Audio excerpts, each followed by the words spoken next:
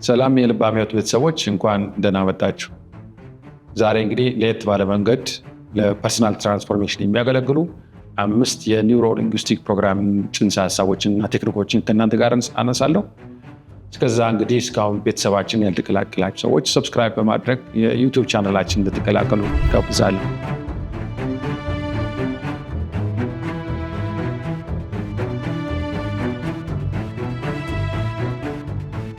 መጀመሪያ ላስተዋወቃችሁ የምፈልገው የኒውሮ ሊንጉስቲክ ፕሮግራሚንግ በጣም ጠንካራ የሆነ ዌል ፎርምድ አውትካም ይባላል፣ ወይም ደግሞ በአማርኛ ውጤትን መጠንሰስ እለዋለሁ።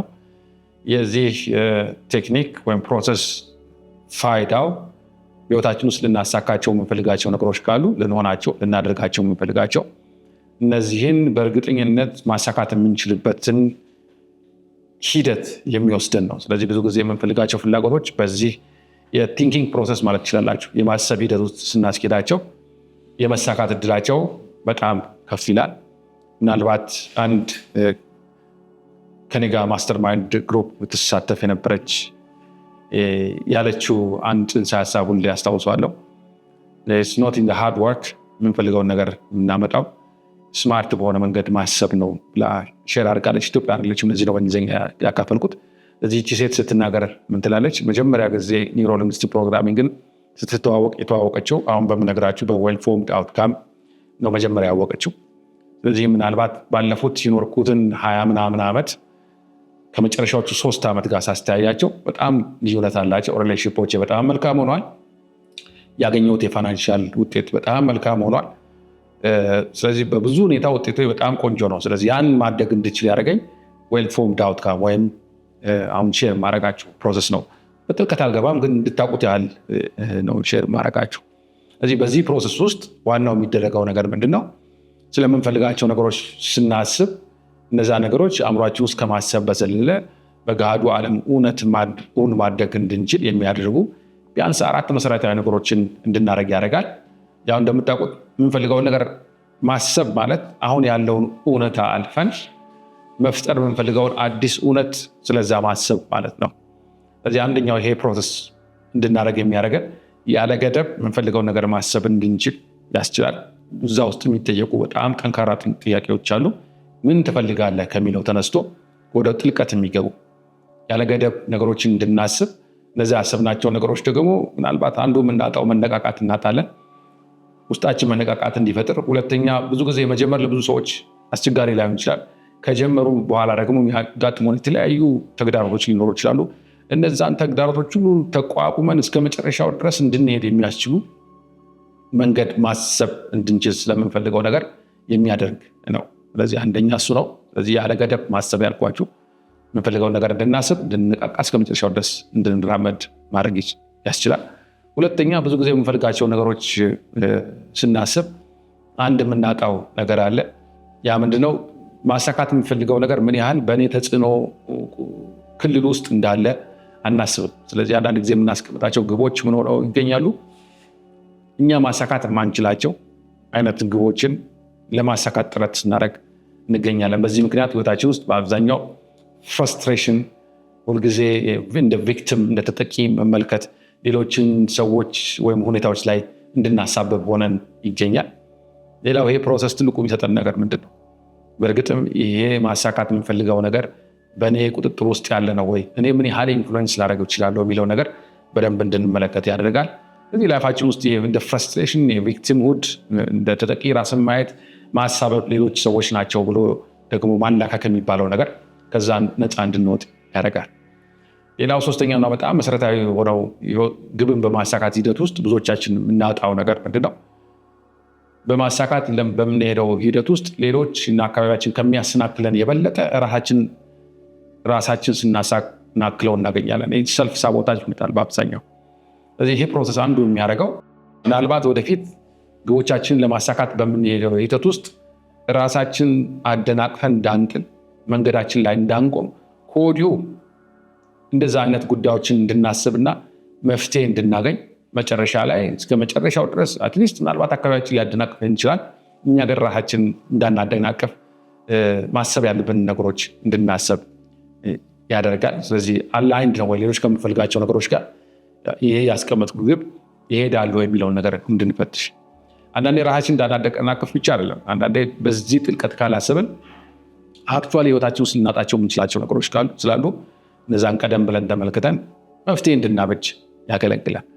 ሌላው አራተኛውና በጣም መሰረታዊ የሆነው ይህ ፕሮሰስ የሚሰጠን ምንድን ነው?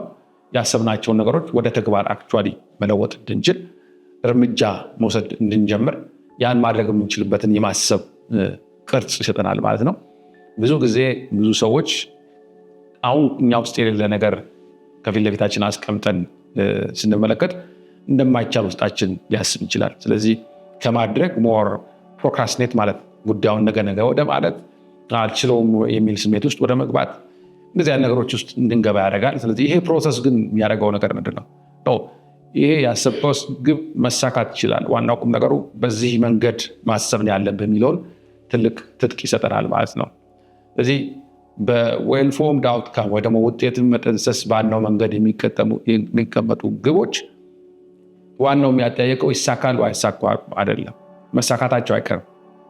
የሚፈልጉት አንድ ነገር ብቻ ነው፣ ጊዜ ብቻ ነው። ስለዚህ በዌል ፎርምድ አውትካም የምናስቀምጣቸው ግቦች ወይም ደግሞ ውጤቶች የጊዜ ጉዳይ ነው እንጂ መጨረሻ ላይ መሳካታቸው አይቀርም ማለት ነው። ይሄ በጣም ፓወርፉል የሆነ ፕሮሰስ። ማሰብ ችላላችሁ የምትፈልጉትን ነገር የሆነ ቦታ ጋር በሆነ ጊዜ ማሳካት እንድንችል አእምሯችን ውስጥ ያለውን ሀሳባችን በገሃዱ ዓለም ማየት እንችል የጨነስነውን መውለድ እንድንችል የሚያደርግ ፕሮሰስ ነው። ስለዚህ መጀመሪያ ላስታወቃችሁ የምፈልገው ይህን በጣም ፓወርፉል የሆነ የኒውሮ ሊንግዊስቲክ ፕሮግራሚንግ ፕሮሰስ ይሆናል። መልካም። ሁለተኛ ላስታወቃችሁ የምፈልገው በጣም ጠንካራ የሆነ የኒውሮ ሊንግዊስቲክ ፕሮግራሚንግ ጽንሰ ሀሳብ ሰብ ሞዳሊቲስ ነው። ሰብ ሞዳሊቲስን የሀሳብ ጥራት እንደሆነ። ስለዚህ ብዙ ጊዜ አእምሯችን ነገሮችን ኤፊሽንትሊ በተፋጠነ መንገድ ውጤታማ በሆነ መንገድ እንድናስብ የሚያደርገን አንዱ ኮድ የሚያደርግበት ወይ ደግሞ ሰብ ሞዳሊቲ የሚጠቀምበት መንገድ ነው። ቀላል ምሳሌ ለመስጠት አንድ ላይብረሪ ውስጥ ብንገባ እዛ ላይብረሪ ውስጥ የምንፈልገው መጽሐፍ ካለ ያን መጽሐፍ ቀጥታ ሄደን እንድናገኝ የሚያደርገን ላይብረሪው አሬንጅ የተደረገበት መጽሐፎቹ አሬንጅ የተደረጉበት መንገድ ነው። ስለዚህ ይህን ለማፋጠን ለማቀላጠፍ ተብሎ ላይብረሪው ሼልፉና መጽሐፎቹ እያንዳንዳቸው ነገሮች ኮድ ይደረጋሉ።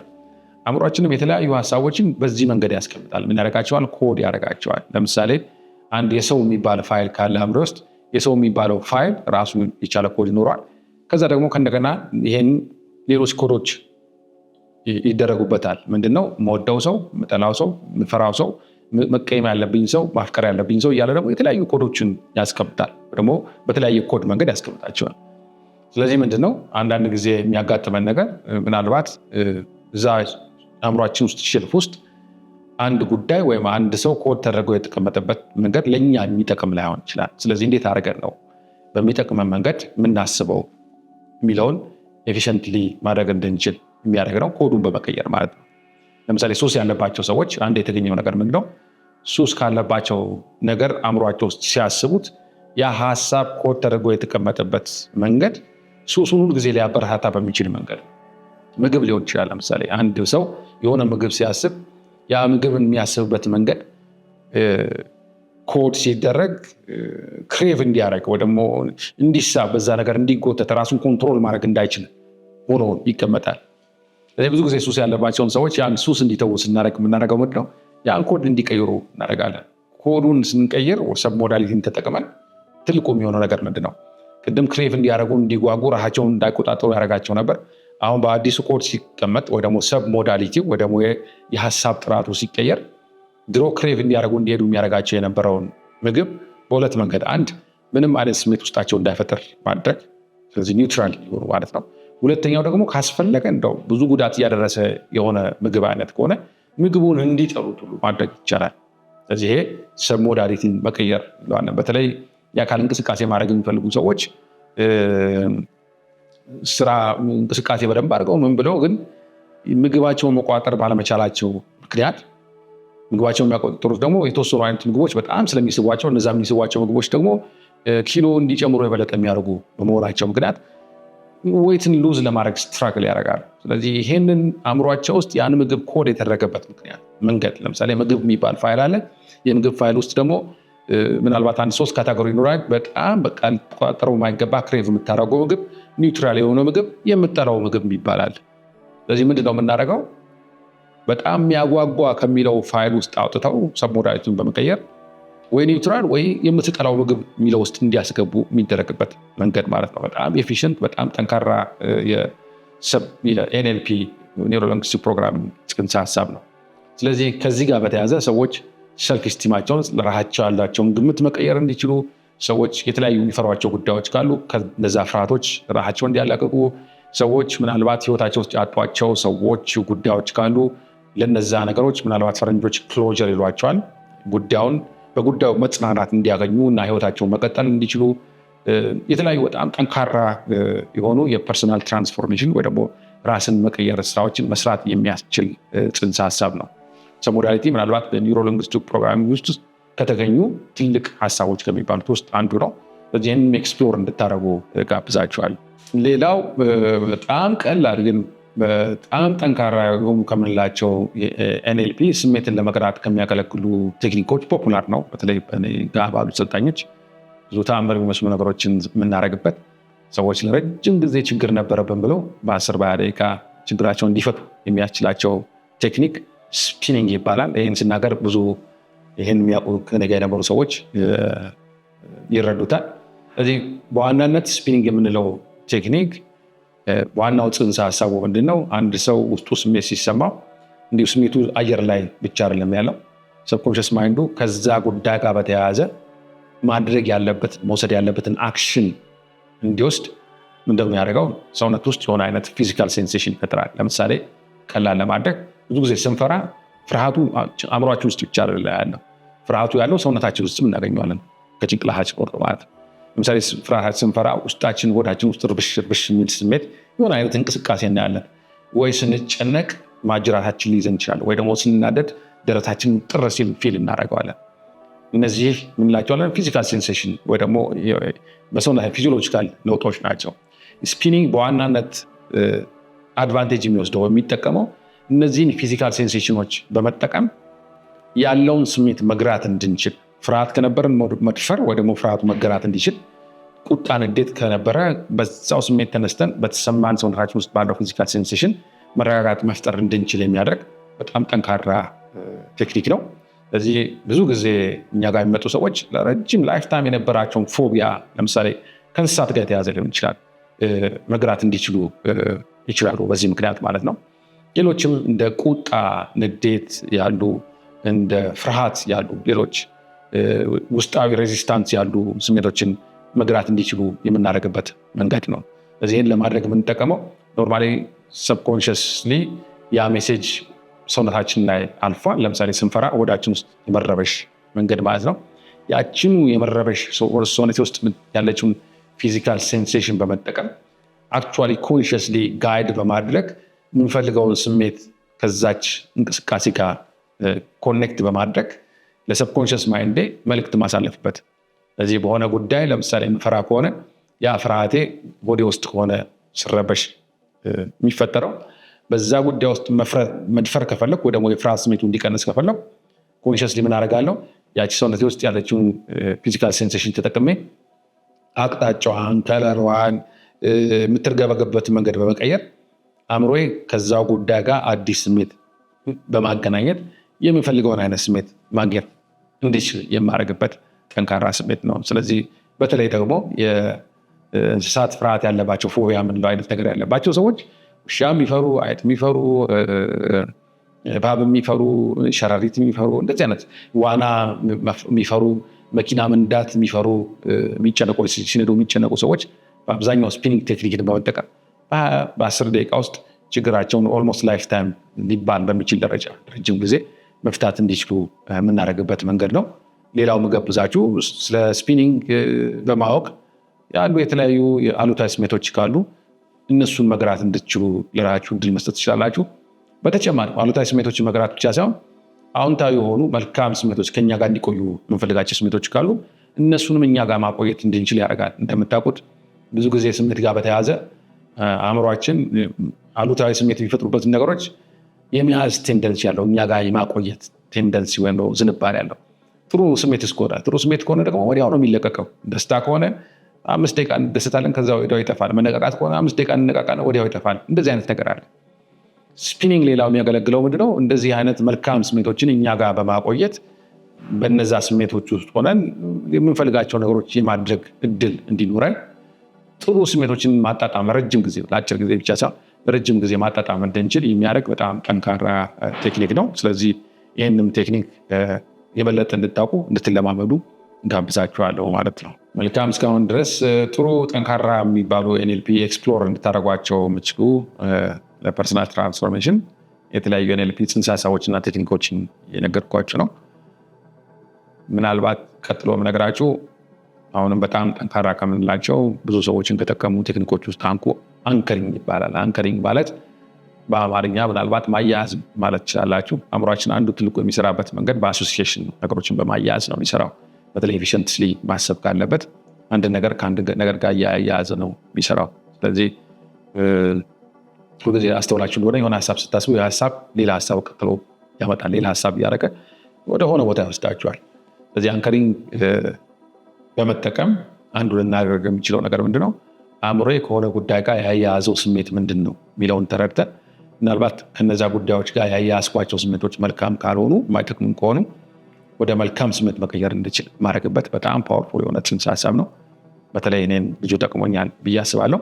ለምሳሌ ሰዎች ፊት ቆመን መናገር ምንፈራ ከሆነ ምን ማለት ነው? አእምሯችን ሰው ፊት ቆሞ ከመናገር ጋር ያያያዘው የሆነ ትርጉም አለ። በዛ ትርጉም ምክንያት ውስጤ የፍርሃት ስሜት ይፈጠራል። ስለዚህ ምን አደርጋለሁ? መናገር ያለብኝን ነገር እንዳልናገር ደግሞ በሚገባው መጠን መናገር እንዳልችል ያደርገኛል። የሚሰማኝ ፍርሃት ማለት ነው። ስለዚህ አንከሪንግ እንድናደርግ የሚያደርገው እነዛኑ ኮንቴክስት ያንኑ ሰው ተጠቅሞ እንዴት አድርገን ውስጣችን የልበ ሙሉነት ስሜት መፍጠር እንችላለን የሚለውን ያሳያል። ስለዚህ ቅድም ቁጭ ያሉ ሰዎችን ሳስብ ፈራ የነበረኩት ሰው አንከሪንግን ከተጠቀምኩ በኋላ እነዛኑ ሰዎች አስቤ ውስጤ ድፍረትን መፍጠር እችላለሁ ማለት ነው። በጣም ጠንካራ ቴክኒክ፣ ለማንኛውም አይነት ስሜቶች የሚሰራ ቴክኒክ ነው። እንዳልነው አእምሯችን በኮንዲሽኒንግ ነው የሚሰራው። አንድ የታወቀ ጥናት አለ በሊትል አልበርት የሚባል። ምንድነው ያደረጉት? በዚህ ጥናት ውስጥ አንድ ህፃን ልጅ በልጅነቱ አይ ቲንክ 2 ዓመት 1 ዓመት እያለ ይመስለኛል ምን ያደርጉታል? ነጭ አይት ያሳዩታል። ስለዚህ ነጭ አይት ሲመለከት ህፃን ልጅ ነው፣ ምንም የሚያውቀው ነገር የለም። ያው ልጅ እንደምታውቁት ነገሮችን ኤክስፕሎር ማድረግ ነው የሚፈልገው። በተለይ በዛ ወቅት በዛ እድሜ ልጅ የሚያደርገው ነገሮችን በመንካት አፍ ውስጥ በመክተት የሚለማመድበት ጊዜ ነው። በዛ መንገድ ነው ዓለሙን የሚረዳው። ስለዚህ ይሄ በሆነበት ጊዜ አጥኚዎቹ ምን አደረጉ? ልክ ያችን ነጭ ድመት አይጥ ያሳዩትና ወዲያውኑ ምን ያደርጉታል? በተፈጥሮ የሚፈራው ነገር አለ። ልጅ በተፈጥሮ የሚፈራቸው 2 ነገሮች፣ አንድ ከባድ ድምፅና ከፍታ ነው። ስለዚህ ከባድ ድምፅ የሚባለው ነገር ወዲያውኑ አይጧን ሲመለከት ከባድ ድምፅ ከጎን ያሰሙታል። ስለዚህ ልክ አይጧን ሲመለከት ወዲያውኑ ይደረጋል፣ ከባድ ድምፅ እንዲሰማ ያደርጋል። ስለዚህ ብርግግ ይላል ማለት ነው። በሚቀጥለው ቀንም ሆን ብለው አይጧን አሳይተው ልክ ሊያነሳ ሲል ያን ከባድ ድምፅ ያሰሙታል። አሁንም ይበረግጋል።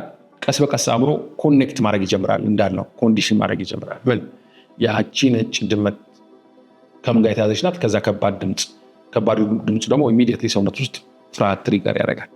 የተወሰነ ጊዜ ይህን ኮንዲሽን ካደረጉት በኋላ እንዳችን ነጭ አይት ሲያሳዩት ብቻ የመደንገጥና የከባድ የፍርሃት ስሜቱ ትሪገርድ ይሆናል። ምንድነው? አእምሮ ኤፊሽንትሊ የሚያስብበት መንገድ ነው። ያቺ ነጭ ድመት ስትመጣ አደጋ ሴንታ ይመጣል የሚለው ስሜት ውስጡ እንዲፈጠር አድርገዋል ማለት ነው። ስለዚህ ከልጅነታችን ጀምሮ ህይወታችን ውስጥ አንዱ ኮንዲሽን የምንደረግበት መንገድ ይሄ ነው። በተለያዩ ሁኔታዎች ውስጥ እኛ ነገሮችን ኤክስፕሎር ለማድረግ ለመመልከት በምናደርገው ጥረት ውስጥ ወይ ማስጠንቀቂያዎች ይነገሩናል፣ ወይ ቁጣ እንሰማለን፣ ወይ ሌሎች የሚያስፈልጉ ነገሮች ይሆናል፣ ወይም ማንፈልገው ውጤት እናገኛለን። ስለዚህ አእምሯችን ምን እያያዘ ይመጣል? የሚጠቅሙ ነገሮች ስናደርግ አብሮ ተያይዞ የሚመጣ ተጓዳኝ መጥፎ ነገር አለ የሚለውን ያያይዛል። በኋላ ምናልባት ህይወታችን የራሳችን መኖር ስንፈልግ እና ራሳችን ኤክስፕሬስ ማድረግ ስንፈልግ፣ ኤክስፕሎር ማድረግ ስንፈልግ ተያያዥ የሚመጣው ስሜት፣ የፍርሃቱ ስሜት፣ የቁጣው ስሜት፣ የጭንቀቱ ስሜት አብሮ ስለሚመጣ ማድረግ ያለበት ነገር ሳናደርግ እንቀራለን ማለት ነው። ስለዚህ አንከሪንግ የሚያገለግለው ኤግዛክትሊ እነዛውን የማንፈልገውን አንሪሶርስፉል የሆኑ ስሜቶች ውስጣችን ይፈጥሩብን የነበሩትን ነገሮች ራሳቸውን ወደ ምን መቀየር ነው? ሞር ሪሶርስፉል የሆነ ስሜት፣ ድፍረት፣ መረጋጋት የሚባሉ ስሜቶችን መፍጠር የምንችልበትን መንገድ የሚያስተምር ነው። ስለዚህ በአብዛኛው ይህንን ልምምድ ሰዎች እኛ ጋር ሲያደርጉ በፊት ሲያዋቸው ያናድዷቸው እንዲቆጡ ያደረጓቸው የነበሩ ልጆች ራሳቸው ውስጣቸው መረጋጋት የሚባል ስሜት ትሪገር እንዲያደርጉ እናደርጋለን ማለት ነው። ስለዚህ ምንድነው መጀመሪያ ያ ሰው በሆነ ነገር ምክንያት ልጆቹን ሲመለከት ውስጡ ትሪገር የሚሆነው ስሜት ቁጣ ነው፣ ንዴት ነው። ስለዚህ እናለማመደዋለን። ካለማመድነው በኋላ ኢሚዲየትሊ የዛ ሰው አእምሮ ልጁን ሲመለከት በውስጡ የመረጋጋት ስሜት ከሱ ቁጥጥር ውጭ እንዲፈጠር ማድረግ ማለት ነው። ስለዚህ ከሱ ቁጥጥር ውጭ እንዲሆን ግን መጀመሪያ የሚያደርጋቸው ልምዶች አሉ። ልምዶቹ ረጅም ጊዜ አይደሉም፣ ምናምን አንድ 40-45 ደቂቃ አክል የሚደረጉ ልምዶች ናቸው። ስለዚህ በዚህ ውስጥ አሁንም ቅድም እንዳልነው ሰዎች ከፍርሃት፣ ከጭንቀት፣ የተለያዩ አይነት አሉታዊ የማያስችሉ አይነት ስሜቶች ራሳቸው ማውጣት እንዲችሉ እንዲያደርጉ ማድረግ ይቻላል ማለት ነው። ሌላው ብዙ ጊዜ ስለ አንከሪንግ ስናወራ የምናነሳው ለሰዎች ምንድነው ሁላችንም አንከሮች ነን። ሌሎች ሰዎች ውስጥ የምንፈጥረው የሆነ ትሪገር የምናደርገው ስሜት አለ። ትልቁ የምንጠይቃቸው ጥያቄ ምንድን ነው? እናንተ ምን አይነት ትሪገሮች ናቸው? ምን አይነት አንከሮች ናቸው ለእናንተ የሚለውን ጥያቄ እንጠይቃለን። እዚህ አሰብነውም አላሰብነውም ሰዎች ህይወታችንን ሙሉ አንከሪንግ እንሰራለን ማለት ነው። ሳናውቀው ነው ብዙ ጊዜ የሚሆነው። እዚህ አንድ አለቃ ለምሳሌ ቢሮ ሲገባ ሰራተኞች ውስጥ የሚፈጥረው ስሜት ምንድን ነው? ስለዚህ ምናልባት የሚፈጥረው ስሜት ሽብር ከሆነ ሰራተኞቹ እንዲጨነቁ በደንብ መስራት እንዳይችሉ የሚያደርግ ስሜት የሚፈጥር ከሆነ ይህ አለቃ ማድረግ አለበት። ፐርፐስሊ ሰዎቹ የበለጠ ፕሮዳክቲቭ እንዲሆኑ እንዲነቃቁና ጥሩ ስሜት እንዲሰማቸው እንዲያደርግ ማድረግ መቻል አለበት ማለት ነው። ይህም ሆን ብለን በተለይ ኦርጋናይዜሽን ውስጥ ያሉ ሰዎች አዘ ሊደር ሰዎች ውስጥ የተሻለ ስሜት መፍጠር እንዲችሉ አንከሪንግን ልምድ በማድረግ ምን ማድረግ ይችላሉ? የተሻለ ኤንቫይሮንመንት መፍጠር ይችላሉ ማለት ነው። አንከሪንግ በአጠቃላይ በጣም ጠንካራ የሆነ ከዚህ በፊት ማንፈልገው አይነት ስሜት ውስጥ የሚከቱ ጉዳዮች ራሳቸውን የምንፈልገው አይነት ሞር ሪሶርስፉል አቅማችን መጠቀም እንዲችል የሚያደርጉ ስሜቶች ውስጥ እንድንገባ ማድረግ የሚያስችል ቴክኒክ ነው። ስለዚህ ይህንንም ቴክኒክ ኤክስፕሎር በደንብ እንድታደርጉ ጋብዛችኋል። በመጨረሻም አምስተኛ በጣም ፓወርፉል ከሆኑ ቀላል ግን ከሆኑ ቴክኒኮች ውስጥ ወይም ጽንሰ ሀሳቦች ውስጥ አንዱ ሪፍሬሚንግ ይባላል። ሪፍሬም ማለት እይታን መቀየር ማለት ነው። አንድ ነገር ራሱ በተሌላ መንገድ መገንዘብ ማለት ነው። እዚህ ውስጥ አልገባም። ኮንቴንት እና ኮንቴክስት ሪፍሬሚንግ የሚባሉ አሉ። ስለዚህ ሰዎች አንድን ነገር የሚያዩበት ኮንቴክስቱ አውዱን ስንቀይረው የሚሰጠን ትርጉም እኛ ውስጥ የሚፈጥረው ስሜት የተለየ ይሆናል። ለምሳሌ ብዙ ጊዜ መግደል የሚለውን ቃል ዝም ብለን መግደል የሚለውን ከተመለከትን ብዙዎቻችን የሚገፋ አይነት ቃል ነው፣ ውስጣችን ጥሩ አይነት ስሜት አይፈጥርም። ግን ይህን መግደል የሚባለውን ነገር አገር ከመከላከል ጋር ብለን ብናስበው ጦርነት ውስጥ ያው መገዳደል ይኖራል። በዛ ውስጥ አክሰፕተብል ይሆናል፣ ተቀባይነት ያለው ይመስላል። ነገር ግን ዝም ብለን መግደል የሚለውን ነገር ስንመለከተው ተቀባይነት የሌለው ነገር ነው። ስለዚህ ምንድን ያደረገው? ምንም ያደረግነው ነገር የለም። ያንኑ ጽንሰ ሀሳብ ኮንቴክስቱ ወይም አውዱን ስንቀይረው ውስጣችን የሚፈጥረው ስሜት ይለወጣል ማለት ነው። ስለዚህ በጣም ውጤታማ ሰዎች አንዱ ከሚጠቀሙበት የአእምሮ የማሰብ መንገድ ውስጥ አንዱ ሪፍሬም ነው። በአብዛኛው አክሰፕተብል የማይመስሉ በብዙ ሰዎች ላይቀበሏቸው የሚችሉ ነገሮችን ራሳቸውን በሌላ ኮንቴክስት እና ፍሬም ትርጉማቸውን በመቀየር ያደርጋሉ፣ ለእነሱ ሞር ኢምፓወር እንዲያደርጓቸው ያደርጋሉ ማለት ነው። ለምሳሌ ሰው ፊት መናገር የሚለውን ሲያስብ አንድ ሰው ውስጡ ጃጅ መደረግ ፌል ልታረግ ትችላለህ የሚል ትርጉም ከሰጠው የሚሰማው ስሜት ፍርሃት ነው። ነገር ግን ከሰው ፊት መናገር የሚለውን ነገር ያንኑ ነገር ትርጉም ሲሰጠው በዛ ውስጥ እድገት አገኛለሁ፣ ደሞዝ ይጨመርልኛል ብሎ ማሰብ ከቻለ ሚኒንጉን ከቀየረው ማለት ነው ውስጡ የሚፈጥረው ሞር ሪሶርስፉል የሆነ ስሜት ነው ማለት ነው። ስለዚህ አጠቃላይ ኤንኤልፒ ውስጥ በዋናነት ሁለት በጣም ሪፍሬም የምናደርጋቸው እና የሚጠቅሙ ነገሮች አሉ። አንደኛው ውድቀት ነው። ብዙ ጊዜ ውድቀትን እንዴት ነው የምንመለከተው? የምንሰጠው ትርጉም ምንድን ነው? ስለዚህ ብዙ ጊዜ ሰዎች ውድቀትን እንደ መጨረሻ አድርገው ሲመለከቱት ከራሳቸው ከክብራቸው ከማንነታቸው ጋር አታች ሲያደርጉት ውስጣቸው ወዲያውኑ ትሪገር የሚሆነው ስሜት ፍርሃት ስሜት ነው። ስለዚህ እንዳንራመድ ውድቀትን ላለማየት ስንል ወደፊት እንዳንሄድ ያደርጋል። ውጤታማ ሰዎች አንድ ኤንኤልፒ ላይ የተገኘው ነገር ነው፣ ውድቀትን ሲመለከቱ እንደ ውጤት ነው የሚመለከቱት እንጂ እንደ ውድቀት አይመለከቱትም።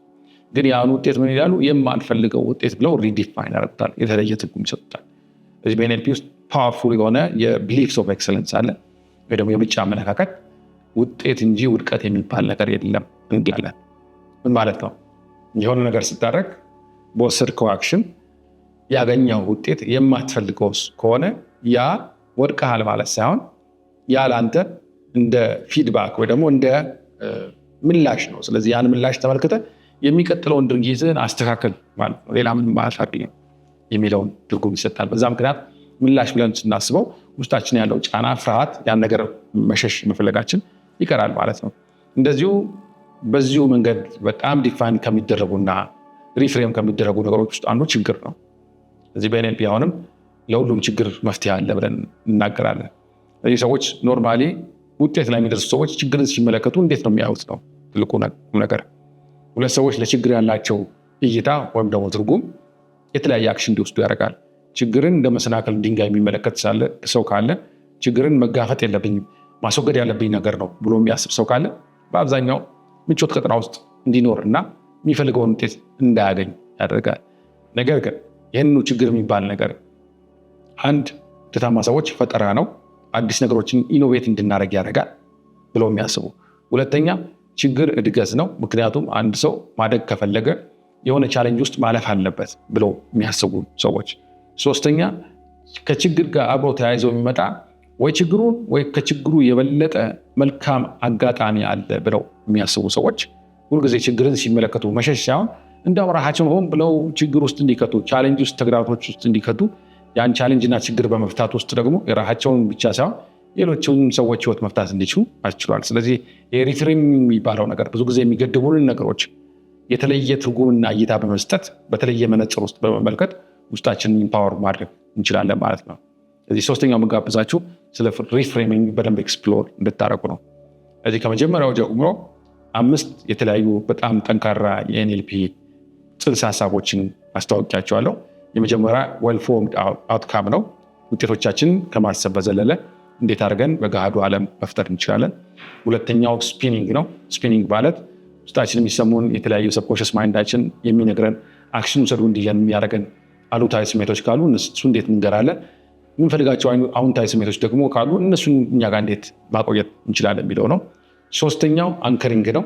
በተለያየ ኮንቴክስትና ሲቹዌሽን ውስጥ አሁን የማንፈልገው አይነት ስሜት ውስጥ የሚከቱ ጉዳዮች ካሉ እነዚያኑ ጉዳዮች እንደ ትሪገር በመጠቀም የምንፈልገው ስሜት ውስጥ እንዴት አድርገን መክተት እንችላለን የሚለውን የተመለከትንበት ነው። አራተኛ ሰብ ሞዳሊቲ ነው። ሰብ ሞዳሊቲ ማለት የሀሳብ ጥራት ማለት ነው። እነዚህን የሀሳብ ጥራቶቻችን ወደ ማህበራችን ጉዳዮችን ኮድ የሚያደርግበትን መንገድ የኮምፒውተር ፕሮግራም እንደማድረግ ነው።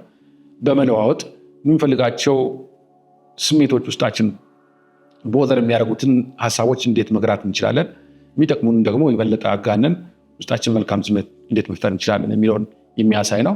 መጨረሻ ላይ የተመለከትነው ሪፍሬሚንግ ነው። ለነገሮች የምንሰጠውን ትርጉም በመቀየር አዲስ እይታ በማስገባት ዲስኢምፓወር የሚያደርጉን የነበሩን ነገሮች ሞር ኢምፓወር ሆነን አዲስ በሰጠነው ትርጉም የምንፈልጋቸውን ውጤቶች መፍጠር እንድንችል የሚያደርግ ጽንሰ ሀሳብ ነው ማለት ነው።